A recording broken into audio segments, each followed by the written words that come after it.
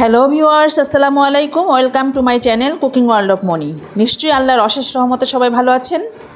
আজকে আমি আপনাদেরকে ক্যারামেল পুডিং কিভাবে বানায় সেটা দেখাবো।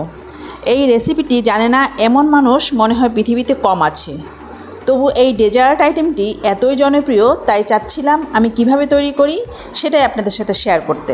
চলুন দেখে নেওয়া যাক কীভাবে তৈরি করতে হয়। পুডিং তৈরি করার জন্য চুলায় একটি হাঁড়ি বসিয়ে এবার এর মধ্যে দিয়ে দিচ্ছি 1 লিটার পরিমাণ লিকুইড ফুল ক্রিম দুধ। এখন একটু নেড়েচেড়ে দিচ্ছি এবং ফুটে ওঠা পর্যন্ত অপেক্ষা করছি। এখানে লিকুইড দুধ ছাড়াও গুঁড়ো দুধ দিয়েও পুডিং তৈরি করা যাবে। সেক্ষেত্রে 1 লিটার পানির সাথে 500 গ্রাম গুঁড়ো দুধ মিশিয়ে নিলেই চলবে। তবে লিকুইড দুধের পুডিংটা অনেক বেশি সিল্কি হয়। এই তো দুধটা ফুটে উঠেছে।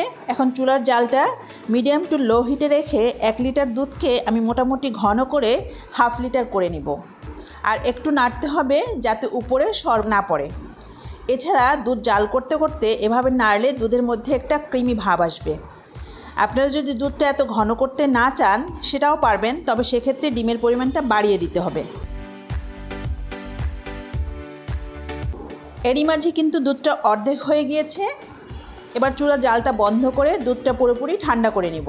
এখন ক্যারামেল তৈরি করে নিব। তার জন্য এখানে নিয়ে নিচ্ছি 1/3 কাপ পরিমাণ চিনি, দিচ্ছি 3 টেবিল চামচ পরিমাণ পানি। এই পর্যায়ে আমি কোনো নাড়াচাড়া করব না, কারণ চিনি সাধারণত যখন পানি এবং গরম তাপ পায় তখন একটার সাথে একটা লেগে জমাট বেঁধে যায় এবং নাড়লে জমাট বাঁধার সম্ভাবনা আরও অনেক গুণ বেড়ে যায়। চিনিটা পুরোপুরি মেল্ট হয়ে গিয়েছে এবং এর কালারটাও চেঞ্জ হতে শুরু করেছে।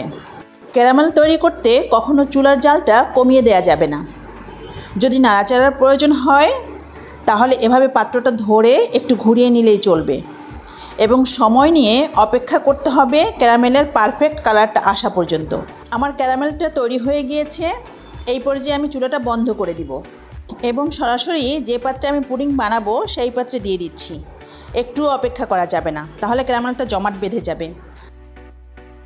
আর পুডিংয়ের পাত্রে ঢেলে দেওয়ার সাথে সাথেই কিন্তু চতুর্পাশে স্প্রেড করে দিতে হবে। এবার ক্যারামেলটা এভাবে রেখে বাটিতে সেট হতে দিব। এখন আমি পুডিংয়ের মিশ্রণটা তৈরি করে নিব। আজকে 1 লিটার দুধের পুডিং তৈরি করার জন্য 4টি নর্মাল তাপমাত্রার ডিম ভেঙে নিচ্ছি। এবার এর সাথে অ্যাড করছি 1/2 কাপ পরিমাণ চিনি, তবে মিষ্টিটা যার যার টেস্ট অনুযায়ী বাড়িয়ে কমিয়ে দিতে পারবেন। দিচ্ছি 1 টেবিল চামচ পরিমাণ ভ্যানিলা এসেন্স। এটা ডিমের গন্ধটা দূর করবে এবং খুব সুন্দর একটা ফ্লেভার অ্যাড করবে। ভ্যানিলা এসেন্স না থাকলে এলাচ পাউডার দিলেও খুব সুন্দর একটা ফ্লেভার পাওয়া যায়। একটা হ্যান্ড হুইস্কের সাহায্যে ডিমটা আমি ফেটিয়ে নিচ্ছি। অনেক জোরে বিট করার প্রয়োজন নেই, তাহলে অনেক বাবল উঠে যাবে। ডিম আর চিনি বিট করা হয়ে গেলে দিয়ে দিচ্ছি সেই জাল করে রাখা দুধটা।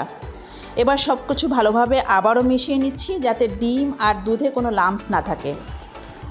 দুধটা কিন্তু আমি সম্পূর্ণ ঠান্ডা করে নিয়েছি। অবশ্যই ঠান্ডা দুধ ব্যবহার করবেন, তা নাহলে ডিমের মধ্যে দেওয়ার পর ডিমটা জমে যাওয়ার ভয় থাকে। এরই মাঝে আমার পুডিংয়ের মিশ্রণটা রেডি হয়ে গেল। পুডিংয়ের বাটিতে সেট হতে দেওয়া ক্যারামেলটা পুরোপুরি জমাট বেঁধে সেট হয়ে গেছে। এবার এরকম একটা চাকনি দিয়ে পুডিংয়ের মিশ্রণটা ছেঁকে নিচ্ছি, যাতে ভিতরে কোনো লাম্পস থাকলে সেটা এর মধ্যে আটকে যায় এবং পুডিংয়ের ভিতরটা অনেক বেশি স্মুথ হয়। এখন একটা ঢাকনা দিয়ে ঢেকে দিচ্ছি। তবে ঢাকনা সহ বাটি হাতের কাছে না থাকলে ফয়েল পেপার দিয়ে ঢেকে দিয়ে তারপর চুলায় দিতে হবে। চুলায় একটি পাত্র বসিয়ে সেই পাত্রে একটা কিচেন ন্যাপকিন বা পরিষ্কার কোনো সুতির কাপড় দিয়ে তার উপর পুডিংয়ের বাটিটা বসিয়ে দিতে হবে। এতে করে বাটিটা নড়াচড়া করবে না। বাটিটা নড়াচড়া না করলে কিন্তু পুডিংয়ের নিচটা ট্যাপ পড়ার কোনো সম্ভাবনা থাকবে না। এবার এর মধ্যে কিছুটা পানি দিয়ে দিচ্ছি। পানিটা এমন পরিমাণ দিতে হবে যেন পানি ফুটে উঠলে পুডিংয়ের বাটির মধ্যে চলে না যায়, অর্থাৎ পুডিংয়ের বাটির অর্ধেক থেকেও কম পানিতে ডুবে এই পরিমাণ পানি দিতে হবে। এবার চুলায় বসানো পাত্রটায় ঢাকনা দিয়ে দিচ্ছি। আর ঢাকনাটায় যেখানে ছিদ্র আছে সেটা একটা লং দিয়ে বন্ধ করে দিচ্ছি, যাতে করে পুরো স্টিমটাই পুডিংয়ের বাটিতে লাগে। চুলার জালটা মিডিয়াম লোতে রেখে অপেক্ষা করব 30 মিনিট। তবে পুডিংয়ের সাইজ অনুযায়ী সময়টা আরও কম বা বেশি হতে পারে। ভিতরের পানি যদি শুকিয়ে যায় সেক্ষেত্রে আবারও পানি দিয়ে দিতে হবে। প্রায় 30 মিনিট পর চুলাটা বন্ধ করে ঢাকনাটা খুলে একটা টুথপিকের সাহায্যে আমি চেক করে নিচ্ছি পুডিংটা পুরোপুরি হয়েছে কিনা। 30 মিনিট পরও যদি দেখেন পুডিংটা পুরোপুরি শক্ত হয়নি, তাহলে আরও 5 মিনিট জাল করে নেবেন। টুথপিকটা পুরোপুরি ক্লিন এসেছে, এর মানে আমার পুডিংটা হয়ে গিয়েছে। এবার চুলা থেকে নামিয়ে নিলাম। চুলা থেকে নামিয়ে নেওয়ার পরে রুম টেম্পারেচারে রেখে সম্পূর্ণ ঠান্ডা করে নিব। গরম অবস্থায় পুডিং কখনোই বের করতে যাবেন না, এতে পুডিংটা ভেঙে যাবে। ঠান্ডা করে ফ্রিজের নর্মাল চেম্বারে রেখে দিব কমপক্ষে 1 ঘন্টার জন্য। আমি প্রায় 2 ঘন্টা পর ফ্রিজ থেকে বের করে নিয়েছি। এখন একটা ছুরির সাহায্যে চতুর্পাশটা একটু ছাড়িয়ে নিচ্ছি। চতুর্পাশ ছাড়িয়ে নেওয়ার পরে পুডিংটা আমি বের করে নিচ্ছি। আলহামদুলিল্লাহ, খুব সুন্দর একটা পুডিং হয়েছে। ক্যারামেলের কালারটা দেখে হয়তো আপনারা বুঝতে পারছেন কত সুন্দর হয়েছে। এখন একটু কেটে দেখব ভিতরটা কেমন হয়েছে।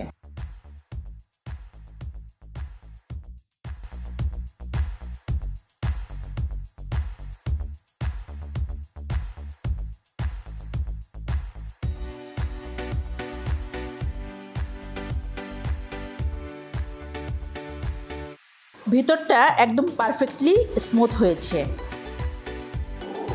এই তো এরই মাঝে হয়ে গেল আমার ক্রিমি, সিল্কি আর স্মুথ ক্যারামেল এগ পুডিং। যদি ভিডিওটা ভালো লেগে থাকে প্লিজ লাইক এবং শেয়ার করবেন, আর আমার চ্যানেলটি সাবস্ক্রাইব করে পাশে থাকবেন সবসময়। দেখা হবে পরের ভিডিওতে ইনশাআল্লাহ। আল্লাহ হাফেজ।